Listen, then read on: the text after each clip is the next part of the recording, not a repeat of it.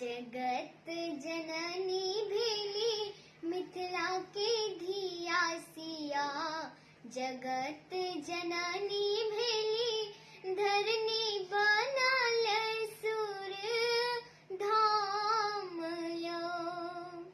धरनी बनल सुर धाम यो। धन्य मिथक भूमि घर घर ऋषि मुनि। धन्य मिथक भूमि घर घर ऋषि मुनि। दुल्हा जगत पति राम यो। दुल्हा जगत पति राम यो। मिथिला के धिया सिया।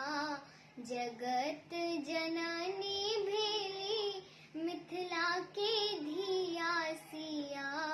जगत जननी भेली धरनी बनल सुर धाम यो। धरनी बनल सुर धाम यो।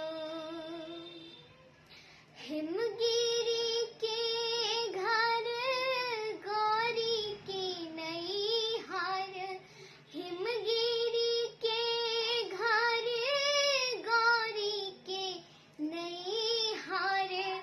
शिव जी भेला मेहमान यो। शिव जी भेला मेहमान यो। मिथिला के धिया सिया।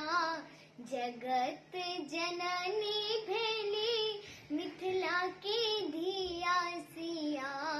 जगत जननी भेली धरनी बनल सुर धाम यो।